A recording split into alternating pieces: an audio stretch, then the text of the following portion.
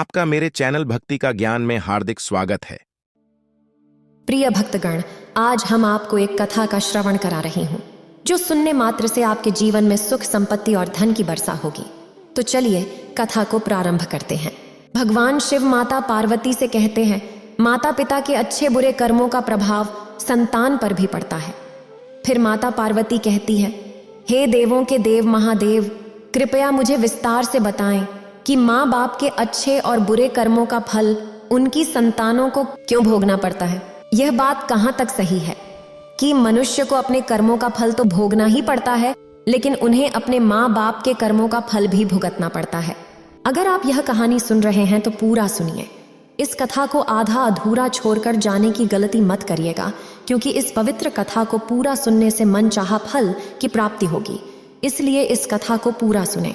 आप शिव भक्त हैं तो भोलेनाथ का अनादर ना करें। फिर भगवान शिव कहते हैं, हे देवी, आज मैं पृथ्वी लोक पर एक आश्रम में गुरु का रूप धारण करके जा रहा हूँ। कृपया आप इसे ध्यान से देखें और सुनें। एक गांव के पास भगवान शिव अपना रूप एक गुरु के रूप में अपने शिष्यों के साथ एक आश्रम में रहते थे। एक दिन एक शिष्य ने अपने गुरु से पूछा, गुरुजी, क्या माँ बाप के अच्छे और बुरे कर्मों का फल उनकी संतानों को भोगना पड़ता है? इस पर गुरु ने उत्तर दिया, हाँ, अवश्य ही उन्हें भोगना पड़ता है। फिर भगवान शिव जो गुरु थे वह कहते हैं, आज हम तुम सभी को एक प्राचीन समय की महत्वपूर्ण कथा सुनाते हैं, जिसे सुनने के बाद तुम सभी को पता चल जाएगा कि कैसे माँ बाप के पुण्य और पाप कर्मों का फल उनकी औलाद को मिलता है या भोगना पड़ता है। इसके बाद गुरु ने कथा आरंभ की और कहा, प्राचीन काल की बात है। एक गांव में एक गरीब मजदूर रहता था। वह दिन भर मेहनत मजदूरी करके अपने घर का खर्च चलाता था। उसे मजदूरी में पूरे दिन काम करने के बाद 500 रुपये मिलते थे, जिसमें से वह 250 रुपये प्रतिदिन दान करता और बाकी 250 रुपये से अपने परिवार का पालन पोषण करता था। इस प्रकार समय बीतता गया और उसके 2 पुत्र हुए। अब उस मजदूर के परिवार में कुल 4 सदस्य हो गए, पति, पत्नी और उनके 2 जुड़वा बेटे। धीरे धीरे बच्चों के पालन पोषण में मजदूर को समस्याएं आने लगीं, क्योंकि समय के साथ महंगाई बढ़ती जा रही थी। एक दिन की बात है, मजदूर के बेटे ने अपने पिताजी से कहा, पिताजी, आप दिन में 500 रुपये कमाते हैं, जिसमें से 250 रुपये दान कर देते हैं। बची हुई 250 रुपये में हम अपना गुजारा कैसे करेंगे? मजदूर चुप रहे, लेकिन उसकी पत्नी ने कहा, नहीं बेटा, ऐसा नहीं है। तुम्हारे पिताजी जो 250 रुपये दान करते हैं वह तुम्हारे ही लिए करते हैं, दूसरों के लिए नहीं। लेकिन दोनों बच्चे इस बात को नहीं समझते थे, क्योंकि वे 12 वर्ष के थे। समय बीतता गया और मजदूर के दोनों बेटे धीरे धीरे बड़े होने लगे। एक दिन मजदूर काम से लौटते समय एक कार से टकराकर मर गए। जब मजदूर की पत्नी और उनके दोनों लड़कों को पिता की मृत्यु की खबर मिली तो उन्हें बहुत दुख हुआ। एक दिन मजदूर के दोनों लड़कों ने अपनी माँ से पूछा, माँ, हमारे पिताजी कहाँ चले गए हैं? मजदूर की पत्नी ने कहा, बेटा, तुम्हारे पिताजी हमें छोड़कर परमात्मा जी के पास चले गए हैं। जब तुम्हारे पिताजी थे तो वे रोजाना 500 रुपये कमाते थे और उसमें से 250 रुपये बचाते थे, जिससे हमारा पालन पोषण होता था और बाकी का वह दान कर देते थे। अब हमारा पालन पोषण कैसे होगा? हमारा पेट कैसे भरेगा? माँ ने अपने दोनों बच्चों से कहा, पुत्रों, जिस घर में गरीबी होती है उसका कोई सहायक नहीं होता। सब उससे दूर भागते हैं, सिवाय महादेव के, क्योंकि वही गरीबों के सहायक होते हैं। बेटों ने अपनी माँ से कहा, माँ, ऐसा मत सोचिए। हम दोनों भाई महादेव जी के पास जाएंगे और अपने पिता को वापस लेकर आएंगे। हमने सुना है कि महादेव बड़े दयालु हैं। हमारे दुखों को देखकर अवश्य ही उन्हें हम पर दया आएगी और वह हमारे पिताजी को हमारे साथ अवश्य भेज देंगे। बच्चों की बात पर उनकी माँ ने ध्यान नहीं दिया। एक दिन मजदूर की पत्नी अपने दोनों बेटों को घर पर छोड़कर गांव में किसी काम से चली गई। घर पर अकेले दोनों लड़के आपस में सोचने लगे, क्यों ना हम कैलाश पर जाकर महादेव से अपने पिताजी को वापस लाएं? यह सोचकर दोनों भाई घर से निकल पड़े। चलते चलते काफी समय बीत गया और वे थकान महसूस करने लगे। तब उन्होंने एक विशाल बरगद के पेड़ को देखा और उसकी छाया में विश्राम करने के लिए रुक गए। बैठते ही बरगद के पेड़ ने मानवीय आवाज में उनसे पूछा, बच्चों, तुम कौन हो और कहाँ जा रहे हो? मेरी छाया में अब तक तुम्हारे जैसे कोमल बच्चे नहीं बैठे हैं। दोनों बच्चों ने उत्तर दिया, हम मजदूर के बेटे हैं और अपने पिताजी को लाने के लिए कैलाश पर्वत पर महादेव के पास जा रहे हैं। पेड़ ने उनकी बात सुनकर कहा, पुत्रों, अगर महादेव से मिल रहे हो तो मेरे लिए भी एक प्रश्न पूछना। मैं यहाँ कई वर्षों से खड़ा हूँ, लेकिन मेरा एक भी पत्ता नहीं गिरता और न ही मेरी डालियाँ सूखती हैं। मैं और कितने वर्षों तक यहाँ खड़ा रहूँगा? मैंने अपने पिछले जन्म में ऐसा कौन सा पाप किया है जिसके कारण मुझे इस अवतार से मुक्ति नहीं मिल रही है? यह किस कारण हुआ? तब उन दोनों लड़कों ने कहा, ठीक है, हम महादेव जी से आपका यह प्रश्न जरूर पूछ कर आएंगे। इतना कहकर वे दोनों बालक आगे बढ़ गए। रास्ते में उन्हें एक भयानक राक्षस मिला। राक्षस को देखकर वे दोनों भाई डर के मारे कांपने लगे और रुक गए। वे भागने ही वाले थे, तभी राक्षस ने मनुष्य की आवाज में कहा, बच्चों, मुझसे डरो मत। मुझे बताओ कि तुम कौन हो और कहाँ जा रहे हो? वे दोनों बच्चे राक्षस के पास गए और हाथ जोड़कर कहने लगे, हे राक्षस देवता, हम दोनों मजदूर के पुत्र और जुड़वा भाई हैं। हम कैलाश पर्वत पर महादेव जी के पास अपने पिताजी को लेने जा रहे हैं। राक्षस ने कहा, बच्चों, तुम महादेव जी से मेरा एक प्रश्न पूछ कर आना। मैं कई वर्षों से इस जंगल में पड़ा हुआ हूँ और मुझसे अब चला भी नहीं जाता। मेरे शरीर में इतनी जान नहीं है कि मैं थोड़ी दूरी भी तय कर सकूं। मैंने अपने पूर्व जन्म में ऐसा कौन सा पाप किया है जिसके कारण मुझे इस अवतार से मुक्ति नहीं मिल पा रही है? इसका कारण क्या है? लड़कों ने कहा, ठीक है, हम महादेव जी से आपका यह प्रश्न जरूर पूछेंगे। इतना कहकर वे दोनों लड़के आगे बढ़ गए। रास्ते में उन्हें एक सेठ जी मिले। सेठ ने कहा, बच्चों, तुम दोनों कौन हो और इतनी कड़ी धूप और गर्मी में कहाँ जा रहे हो? देखने में तो तुम बहुत सुकुमार और कोमल लग रहे हो। लड़कों ने कहा, सेठ जी, हम दोनों मजदूर के बेटे और सगे जुड़वा भाई हैं। हम दोनों कैलाश पर्वत पर महादेव जी के पास अपने पिताजी को लाने के लिए जा रहे हैं। फिर सेठ ने कहा, महादेव जी से मेरे लिए एक सवाल पूछ कर आना। फिर उस सेठ ने बताया, पुत्रों, मैं कई सालों से राहगीरों की प्यास बुझाने के लिए यहाँ एक तालाब खुदवा रहा हूँ, लेकिन इसमें अभी तक पानी नहीं निकला है।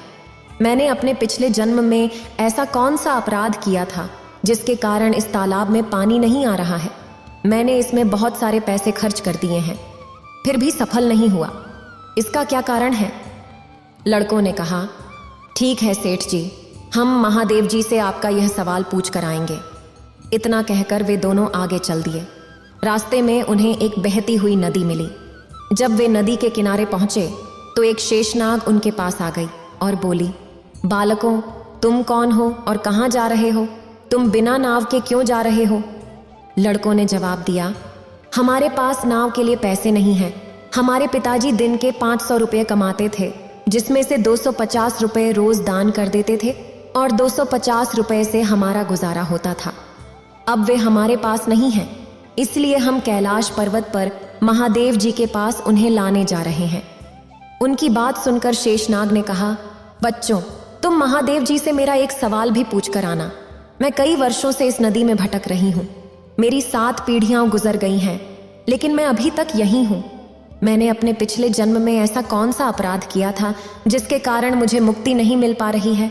इसका क्या कारण है? लड़कों ने कहा, ठीक है, हम महादेव जी से आपका यह सवाल जरूर पूछेंगे और वापस आते समय आपको बता देंगे। इतना कहकर वे दोनों आगे बढ़ गए। दोनों भाई नदी के दूसरे किनारे पर पहुंच गए। वहां उन्होंने देखा कि एक मरा हुआ व्यक्ति पड़ा हुआ है। वे उसे उठाने लगे, तभी वह व्यक्ति चिल्लाकर बोला, बच्चों, तुम कौन हो और कहाँ जा रहे हो? लड़कों ने कहा, हम मजदूर के पुत्र और जुड़वा भाई हैं। हम दोनों भाई अपने पिताजी को लेने के लिए महादेव जी के पास जा रहे हैं। वह आदमी ने कहा, महादेव जी से मेरा एक प्रश्न पूछना। फिर वह आदमी ने बताया, मेरा शरीर कई वर्षों से इस नदी के किनारे पड़ा हुआ है। जब भी पानी की लहर आती है, मेरा शरीर नदी में चला जाता है, लेकिन लहर के साथ वापस किनारे पर आ जाता है। मेरा शरीर न तो गलता है और न ही सड़ता है। इतने सालों से यह वैसे ही है। मैंने पिछले जन्म में ऐसा कौन सा पाप किया था जिसके कारण मुझे इस शरीर से मुक्ति नहीं मिल रही है, और इसका क्या कारण है? उन लड़कों ने कहा, ठीक है, हम भगवान भोलेनाथ से तुम्हारा यह प्रश्न पूछ कर आएंगे। इतना कहकर वे दोनों बच्चे चल दिए। रास्ते में चलते चलते रात हो गई और कई दिनों के सफर के बाद वे बहुत थक गए थे। तभी उन्हें पास के जंगल में एक झोपड़ी दिखाई दी।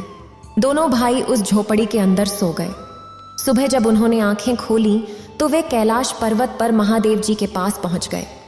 दोनों भाइयों ने महादेव जी को हाथ जोड़कर प्रणाम किया और कहने लगे, हे प्राणदाता, हमारे पिताजी कहाँ हैं? जब हमारे पिताजी घर पर थे तो वे रोजाना 500 रुपए कमाते थे। उसमें से 250 रुपए दान करते और 250 रुपए से हमारा पालन पोषण करते थे। लेकिन अब जब वे घर पर नहीं हैं तो हम दोनों भाई और हमारी माँ भूखे मर रहे हैं। कृपया उन्हें जल्द से जल्द हमारे घर भेज दीजिए। भगवान महादेव जी ने उन दोनों बालकों की बात सुनकर कहा, ठीक है, मैं तुम्हारे पिताजी को घर पर भेज दूंगा। पहले तुम दोनों भाई यहाँ पर बैठो। महादेव जी ने उन दोनों बालकों को अपने पास बैठाया और उन्हें भोजन कराया। भोजन कराने के बाद पूछा कि उन्हें और क्या चाहिए। उन दोनों लड़कों ने रास्ते में जो भी प्रश्न मिले थे वे महादेव से पूछे। महादेव जी ने उन सभी प्रश्नों का उत्तर दिया और कहा, हे पुत्रों, जाते समय उन सबको उनके उत्तर बताते जाना। अब तुम दोनों अपने घर जाओ, तुम्हारी माँ तुम्हारा इंतजार कर रही है।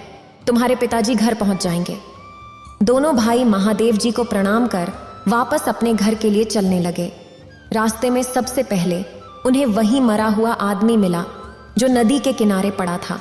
उन दोनों लड़कों को देखकर वह मरा हुआ आदमी खुश हुआ और कहने लगा, बच्चों, तुमने महादेव जी से मेरा प्रश्न पूछा था? उन्होंने कहा, हाँ, हमने महादेव जी से आपका प्रश्न पूछा था। महादेव जी ने कहा कि तुम पिछले जन्म में बहुत बड़े विद्वान थे, परंतु तुमने अपना ज्ञान किसी के साथ साझा नहीं किया। अब मरने के बाद भी वह ज्ञान तुम्हारे अंदर खौल रहा है।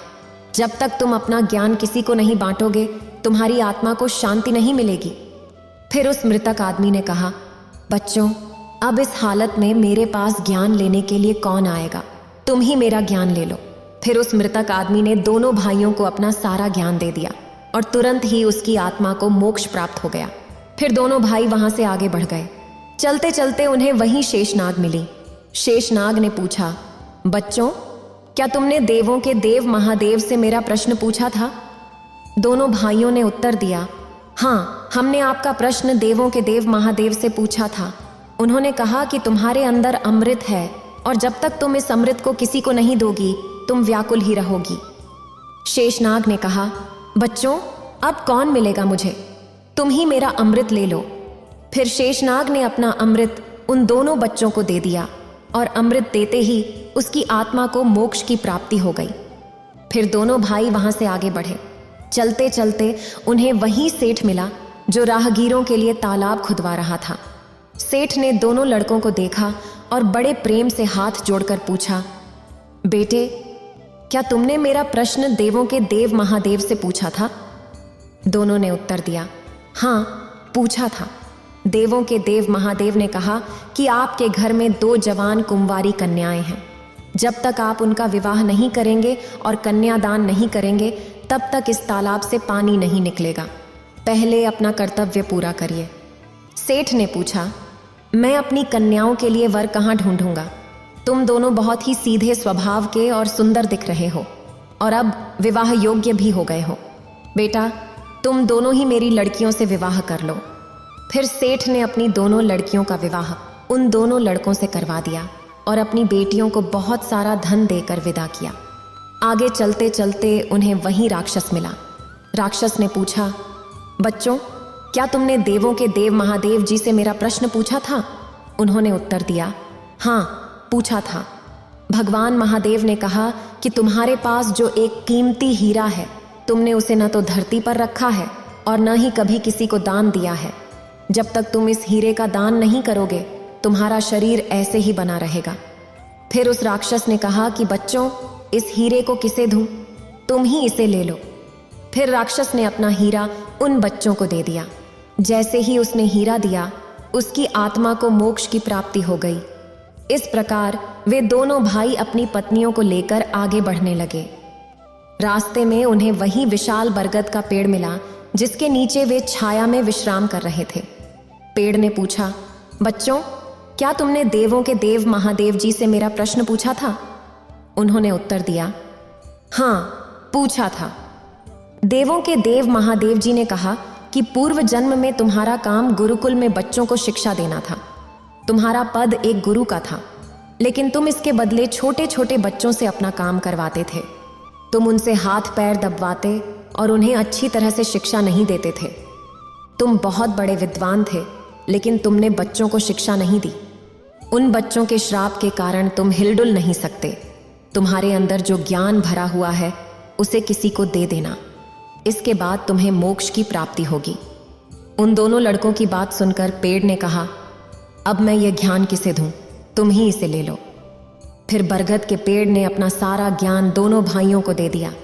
जैसे ही उसने ज्ञान दिया, उसकी आत्मा को शांति मिल गई और वह पेड़ के अवतार से मुक्त हो गया। फिर दोनों भाई अपनी पत्नियों के साथ चलते चलते अपने घर पहुंच गए। जब वे घर पहुंचे तो मजदूर की पत्नी उन्हें देखकर बहुत खुश हुई और कहने लगी, तुम दोनों कहाँ चले गए थे और ये दोनों लड़कियां कौन हैं? फिर दोनों भाइयों ने जो भी उनके साथ घटनाएं घटी थीं, वह सब अपनी माँ को बता दिया। अब उन दोनों बच्चों को ज्ञान हो चुका था कि उनके पिताजी वापस नहीं आ सकते। अब उनकी मुक्ति हो चुकी है। उनके पिताजी द्वारा किए गए दान धर्म का फल देवों के देव महादेव जी ने उन दोनों भाइयों को दिया। फिर भगवान शिव गुरु के रूप में अपने शिष्य को इस प्रकार समझाया कि माता पिता के अच्छे और बुरे कर्मों का प्रभाव उनकी संतानों पर कैसे पड़ता है और व्यक्ति को उसके पूर्व जन्म के कर्मों का फल कैसे मिलता है। साथ ही उनके पिता द्वारा किए गए पाप और पुण्य कर्मों का परिणाम भी उनके बच्चों को कैसे भुगतना पड़ता है। फिर भगवान शिव अपना रूप बदलकर कैलाश पर्वत पर चले जाते हैं और माता पार्वती से कहते हैं, जब इंसान को वक्त और अपने एक साथ चोट पहुंचाते हैं तो इंसान बाहर के साथ साथ अंदर से भी टूट जाता है। हे देवी, अभी मैं जो कहानी आपको सुनाने जा रहा हूं, उससे मानव को यह सीखने को मिलेगा कि किस तरह मानव धोखा खाने से बच सकते हैं। कौन सी बातें और चीजें मानव को ध्यान में रखनी चाहिए ताकि भविष्य में अपने ही लोगों से धोखा खाने से बच सकें। बहुत समय पहले की बात है। एक गांव में एक युवक रहता था जो शिकारी था, लेकिन उसने कभी किसी जानवर को नहीं मारा था। उसके पास केवल एक जाल और एक बांसुरी थी जिसे वह बहुत सुरीली धुन बजाता था। वह रोज जंगल में जाता, जाल बिछाता और दूर जाकर बांसुरी बजाता। बांसुरी की मधुर धुन सुनकर परिंदे उसके जाल के पास आते और वह रस्सी खींचकर उन्हें जाल में फंसा लेता। फिर वह उन्हें घर ले जाता, दाना खिलाता और उनका ख्याल रखता। जब उसे पैसों की जरूरत होती तो वह उनमें से कुछ परिंदे बेच देता। उस शिकारी का एक बेटा था जिसका नाम वीर था। वीर छोटा ही था जब उसके पिताजी बीमार हो गए और उनका देहांत हो गया। अब वीर और उसकी माँ अकेले रह गए। उनके पास जो पैसे थे वो जल्द ही खत्म हो गए और खाने के लिए कुछ भी नहीं बचा। जिंदगी बहुत मुश्किल हो गई। वीर अभी छोटा ही था, लेकिन वह बहुत हिम्मत और साहस वाला था। कामकाज में अपनी माँ की मदद करता और जब भी समय मिलता जंगल चला जाता जहाँ उसके पिताजी परिंदे पकड़ा करते थे। आखिरकार एक दिन उसने अपनी माँ से कहा, माँ, अब मैं बच्चा नहीं रहा। अब मैं 18 साल का हो गया हूँ। पिताजी के जाने के बाद आपने बहुत मेहनत की है। अब आप मुझे पिताजी का जाल और बांसुरी ला दीजिए। कल से मैं भी जंगल जाकर परिंदे पकड़ूंगा। उसकी माँ जानती थी कि वह बहुत बहादुर लड़का है और उसने जंगल के हर कोने को देख रखा है, इसलिए उन्होंने उसे बांसुरी और जाल लाकर दे दिया। अगली सुबह वीर जल्दी उठ गया और जंगल की ओर निकल पड़ा। उसे किसी चीज का डर नहीं था और न ही यह चिंता कि रास्ता भूल जाएगा, क्योंकि वह जंगल के हर हिस्से को पहचानता था। वह घने जंगल में दूर तक गया और बांसुरी बजाने लगा, लेकिन पूरे दिन में एक भी परिंदा उसके पास नहीं आया। आखिरकार जब जंगल में शाम का अंधेरा फैलने लगा तो वह थका हारा खाली हाथ घर लौट आया। उसकी माँ जानती थी कि ऐसा ही होगा, परिंदे पकड़ना इतना आसान नहीं है कि कोई एक ही दिन में यह काम सीख ले। उन्होंने बेटे को तसल्ली दी और समझाया, बेटे, तुम्हारे पिताजी भी तुरंत परिंदे पकड़ने में माहिर नहीं हो गए थे। तुम्हें भी इस काम को सीखने में बहुत मेहनत करनी पड़ेगी। लेकिन वीर हिम्मत हारने वाला नहीं था। उसने लगातार मेहनत की और धीरे धीरे उसे बांसुरी पर खूबसूरत धुनें बजाना, अपने आप को परिंदों से छुपाना और बिना हिले डुले सब्र से देर तक बैठना आ गया। अब परिंदे उसके जाल में फंसने लगे थे। हर दिन की तरह वह जंगल जाता और जाल रखकर कुछ दूर चला जाता। कुछ समय बाद उसके जाल में एक बहुत ही अजीब और खूबसूरत पक्षी फंस गया, जिसके पंख 7 रंगों के थे। वह खुशी खुशी उस पक्षी को अपने घर ले आया और उसे एक पिंजरे में बंद कर दिया। अगली सुबह जब वह उठा तो हैरान रह गया कि उस पक्षी ने एक खूबसूरत अंडा दिया था। वह अंडा भी 7 रंगों का था।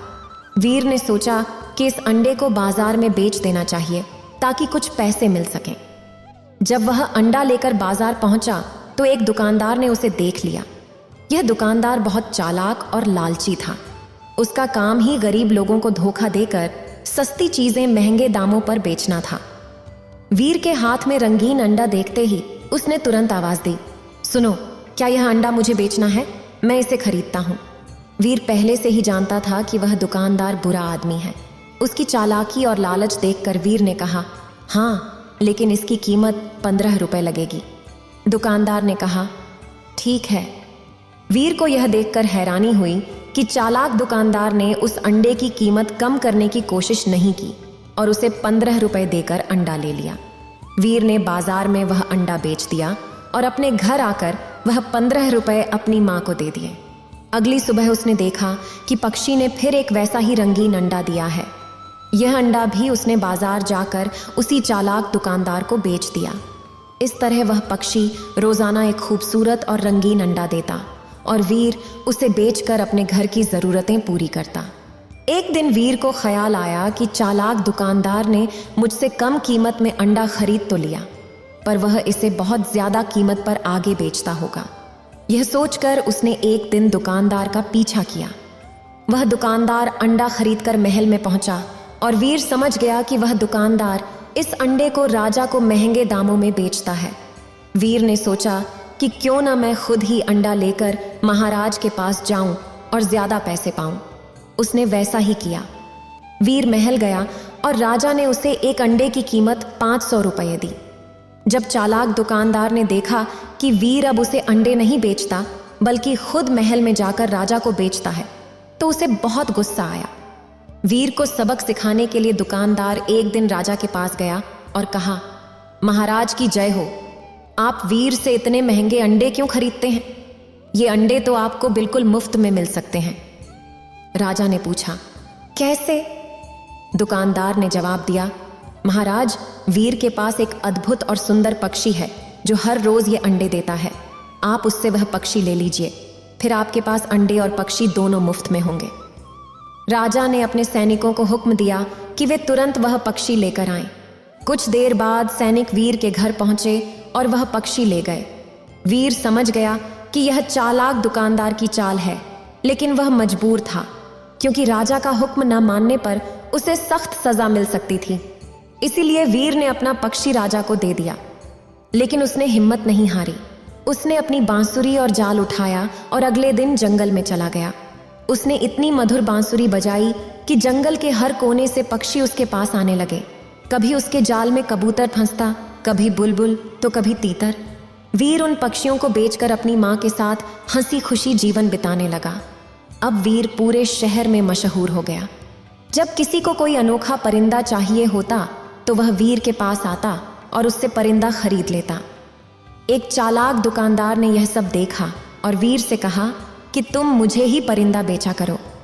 वीर समझ गया कि दुकानदार परिंदे सस्ते खरीदकर महंगे बेचेगा, इसलिए उसने मना कर दिया। चालाक दुकानदार गुस्से में राजा के पास गया और कहा, महाराज, आपने जो परिंदा वीर से लिया था वह अकेला होने के कारण उदास रहता है।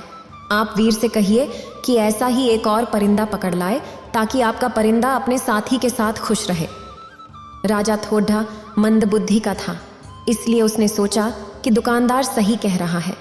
उसने वीर को बुलाकर हुक्म दिया, हम चाहते हैं कि तुम हमारे परिंदे का साथी ऐसा ही एक और परिंदा पकड़ दिया चलाओ, वरना तुम्हारी खैर नहीं। वीर ने कुछ कहने की कोशिश की, लेकिन राजा ने उसे चुप करा दिया और 1 माह की मोहलत दी। अगर तुम 1 माह में ऐसा ही एक और परिंदा न लाए तो तुम्हें जान से मार दिया जाएगा। वीर परेशान तो हुआ, लेकिन उसने हिम्मत नहीं हारी। वह अपने घर गया और अपनी माँ को सारी बात बताई। माँ का आशीर्वाद लेकर वीर बांसुरी और जाल लेकर जंगल पहुंच गया। उसने दिन रात एक कर दिए। ऐसा अजीब और गरीब परिंदा ढूंढने के लिए उसे बहुत मेहनत करनी पड़ी। आखिरकार उसकी मेहनत रंग लाई और वैसा ही एक और परिंदा उसके जाल में फंस गया। वीर ने तुरंत परिंदा पकड़ लिया और राजा को दे दिया। राजा ने परिंदा तो ले लिया, लेकिन वीर को 1 पैसा भी न दिया। वीर समझ गया कि राजा भी दुकानदार की तरह है, फर्क सिर्फ इतना है कि दुकानदार चालाक है और राजा बेवकूफ। राजा परिंदा पाकर खुश हो गया, लेकिन चालाक दुकानदार को बहुत गुस्सा आया। वह जानता था कि वीर बहुत बहादुर और मेहनती लड़का है। वह एक दिन वीर उसे जरूर सबक सिखाएगा। उस दुकानदार का मानना था कि वीर दूसरा पक्षी नहीं ला पाएगा और राजा उसे मरवा देगा। लेकिन अब उसे वीर से डर लगने लगा कि कहीं वह उसे किसी मुसीबत में न डाल दे। इसलिए दुकानदार ने वीर को फंसाने के लिए एक और चाल सोची। वह राजा के पास पहुंचा और बोला, महाराज, आपको शायद यह नहीं पता कि जो पक्षी वीर आपको लाकर देता है उनकी जान एक विशेष फूल में है। राजा ने पूछा, वो कैसे? दुकानदार ने कहा, मैंने बुजुर्गों से सुना है कि ये पक्षी साल में 1 बार बचनाग का फूल सूंघते हैं। अगर उन्हें यह फूल सूंघने को न मिले तो वे मर जाते हैं और यह फूल नागदेव के बाग में उगते हैं। राजा ने कहा, लेकिन हमारे पास ये फूल कहाँ से आएंगे, क्योंकि नागदेव अपने बाग में किसी को नहीं आने देता और जो वहां पहुंच भी जाए वह उसे मार डालता है। दुकानदार ने कहा, महाराज, यह काम तो पूरे नगर में केवल एक ही लड़का कर सकता है। उसका नाम वीर है। उसे बुलाकर कहिए कि तुरंत बचनाग का फूल लेकर आए। राजा ने वही किया जो दुकानदार ने कहा था। उसने वीर को बुलवा कर कहा, तुम नागदेव के बाग में जाओ और हमारे पक्षियों के लिए बचनाग का फूल लेकर आओ, वरना मेरे पक्षी मर जाएंगे। वीर ने कहा, महाराज, मैंने अपना पक्षी आपको दे दिया। आपने कहा उसका साथी लाओ, मैंने वह भी पकड़कर ला दिया। लेकिन आपका यह आदेश अजीब है। मुझे नहीं पता कि नागदेव का बाग कहाँ है। राजा ने जवाब दिया, ये तो तुम उस दुकानदार से पूछो, उसे सब मालूम है। वीर ने कहा, महाराज, अगर दुकानदार इतना ही होशियार है और उसे सब मालूम है तो उससे कहिए कि खुद बचनाग का फूल लेकर आए। राजा ने कहा, नहीं, दुकानदार कहता है कि सिर्फ तुम ही यह काम कर सकते हो और अगर मेरे पक्षी मर गए तो मैं तुम्हें और तुम्हारी माँ को मरवा दूंगा। वीर समझ गया कि इस मूर्ख राजा को कुछ समझाना दीवार से सिर फोड़ने के बराबर है और यह सारी शरारत दुकानदार की ही है। इसलिए वह चुपचाप घर लौट आया और सोचने लगा कि आगे क्या करना चाहिए। उस शहर में एक बुद्धिमान बुजुर्ग व्यक्ति रहता था। वीर उसके पास गया और सारी कहानी सुनाई।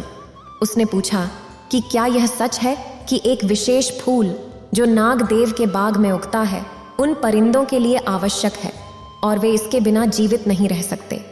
बुजुर्ग व्यक्ति ने कहा कि यह सच है। परिंदे साल में 1 बार इस फूल को सूंघते हैं, चाहे वे कितनी भी दूर पहाड़ों में क्यों ना हो। इसलिए नागदेव अपने बाग में यह फूल उगाता है, जिससे ये अद्भुत परिंदे हमेशा उसके बाग में रहते हैं। वीर ने पूछा कि अगर मैं वह फूल बाग से तोड़ लाऊं तो क्या परिंदे भी उसके पीछे आएंगे? बुजुर्ग व्यक्ति ने कहा कि हाँ, लेकिन उस फूल तक पहुंचना बहुत कठिन है, क्योंकि बाग का एक ही दरवाजा है जिसे केवल नागदेव ही खोल सकता है। वीर ने कहा कि वह दरवाजा खोल लेगा, बस उसे वहां का पता चाहिए। बुजुर्ग व्यक्ति ने उसे नागदेव के बाग का रास्ता बताया और यह भी कहा कि वहां बड़े बड़े पहलवान और बहादुर गए थे, लेकिन कोई भी जीवित वापस नहीं आया। नागदेव बहुत शक्तिशाली है, इसलिए तुम कोशिश करना कि किसी तरह छिपे रहो। अगर उसने तुम्हें देख लिया तो वह तुम्हें मार डालेगा। वीर ने सब कुछ ध्यान से सुना और अगले दिन सुबह ही चलने को तैयार हो गया। वह अब अपने गांव से काफी दूर निकल आया था और चलता ही जा रहा था। आखिरकार वह नागदेव के बाग तक पहुंच गया। वहां पहुंचकर उसने देखा कि बाग का एक ही विशाल दरवाजा था जो बड़ी बड़ी चट्टानों से बना था। कई पहलवान मिलकर भी उसे हिला नहीं सकते थे। वह दरवाजे के पास बैठ गया, लेकिन वह इतना थका हुआ था कि तुरंत सो गया। उसकी आंखें शोर से खुलीं। ऐसा लगा जैसे आंधी आ रही हो। शोर धीरे धीरे नजदीक आता जा रहा था और वीर समझ गया कि नागदेव बाग के भीतर जा रहा है। उसने तुरंत छुपने का निर्णय लिया। नागदेव ने उसे नहीं देखा और उसके पास से गुजर गया। वीर को ऐसा महसूस हुआ जैसे कोई विशाल पहाड़ उसके बगल से गुजर रहा हो। नागदेव ने बाग का दरवाजा खोला। वीर ने सांस रोके दबे पांव उसका पीछा किया और जैसे ही नागदेव बाग के अंदर गया, वीर भी उसके पीछे पीछे अंदर चला गया और एक झाड़ी के पीछे छुप गया। जंगल में परिंदे पकड़ने के काम में उसे अक्सर लंबे समय तक बिना हिले डुले छुप कर रहना पड़ता था और यह आदत यहाँ बहुत काम आई। नागदेव को भनक तक नहीं लगी कि कोई उसके पीछे पीछे बाग के अंदर आ गया है। बाग बहुत खूबसूरत था। उसमें अलग अलग रंगों के अजीबोगरीब फूल थे जिन्हें देखकर वीर हैरान रह गया। वहां कुछ अनोखे परिंदे भी थे जो उसने पहले कभी नहीं देखे थे। वीर वहीं छुपा रहा और सुबह नागदेव फिर बाहर निकला। शायद वह शिकार की तलाश में जा रहा था। जब नागदेव बाहर चला गया तो वीर झाड़ी के पीछे से निकला और बाग में बचनाग नाम के फूल को तलाशने लगा, जैसे उस बुजुर्ग ने उसे निशानियां बताई थीं। उसे वहीं वैसे ही परिंदे नजर आए जैसे उसने राजा को दिए थे। लेकिन वीर को यह नहीं पता था कि बचनाग कौन सा फूल है। वहां बाग में हर तरह के फूल थे। घूमते घूमते उसे एक बहुत बड़ा घर नजर आया। नागदेव शायद उसी घर में रहता था और उसमें चला गया। उस घर में 15 कमरे थे और हर कमरा एक से बढ़कर एक खूबसूरत था, लेकिन पूरे मकान में कोई नहीं था। आखिरकार जब वह 15वें कमरे में पहुंचा तो उसे किसी के रोने की आवाज सुनाई दी, पर वहां कोई नहीं था। उसे लगा कि आवाज कालीन के नीचे से आ रही है। उसने कालीन उठाया तो फर्श में एक दरवाजा बना हुआ देखा। उसने दरवाजा खोला तो सीढ़ियां जमीन के अंदर जा रही थीं। वह सीढ़ियां उतरकर नीचे चला गया। नीचे घना अंधेरा था, इतना गहरा कि कुछ भी साफ दिखाई नहीं दे रहा था। रोने की आवाजें अब और तेज हो गई थीं। वीर ने ध्यान से देखा तो अंधेरे में एक लड़की दिखाई दी। वह टेबल के पीछे बैठकर रो रही थी। उसके लंबे बाल चेहरे पर बिखरे थे। वीर को देखते ही वह बोली, अरे लड़के, तुम यहाँ कैसे आ गए? तुम कौन हो? तुरंत यहाँ से चले जाओ। अगर वह राक्षस आ गया तो तुम्हारे टुकड़े टुकड़े कर देगा। वीर ने कहा, तुम चिंता मत करो, वह बाहर गया हुआ है। यह बताओ कि तुम कौन हो? लड़की ने कहा, मेरा नाम सुंदरी है। वह मनहूस नागदेव मुझे कई साल पहले उठा लाया था, तब से मैं यहाँ कैद में हूँ। वीर ने उसे नीचे उतारा। उसने फिर पूछा, तुम कौन हो और यहाँ क्यों आए हो? वीर ने पूरी बात बताई कि वह बचनाग के फूल की तलाश में आया है और अगर फूल नहीं मिला तो महाराज उसकी माँ को जान से मरवा सकता है। सुंदरी ने कहा, बचनाग का फूल सबसे पहले मैंने उगाया था। अगर तुम मुझे यहाँ से निकाल कर ले जाओ तो मैं तुम्हें बचनाग का फूल उगा कर दूंगी। सारे परिंदे तुम्हारे पास आया करेंगे।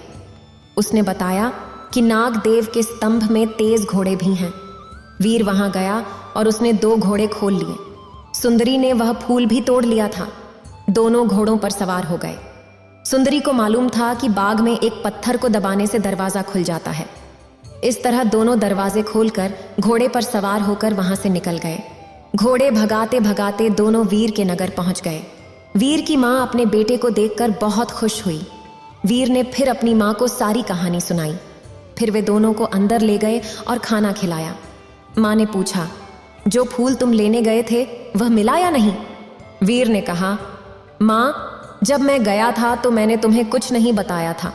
फिर तुम्हें कैसे पता चला कि मैं फूल लेने गया था? उसकी माँ ने बताया, राजा के सिपाही रोज आते हैं और पूछते हैं कि वीर फूल लेकर आया या नहीं। दोनों अभी बैठे ही थे कि इतने में राजा के सिपाही भी आ गए और पूछा, तुम फूल लाए या नहीं? इससे पहले कि वीर कुछ कहता, सुंदरी ने कहा, हाँ, ले आया है। थोड़ी देर में खुद राजा के पास फूल लेकर जाएगा। सिपाही चले गए तो सुंदरी ने चाकू लेकर अपनी उंगली में चीरा लगाया।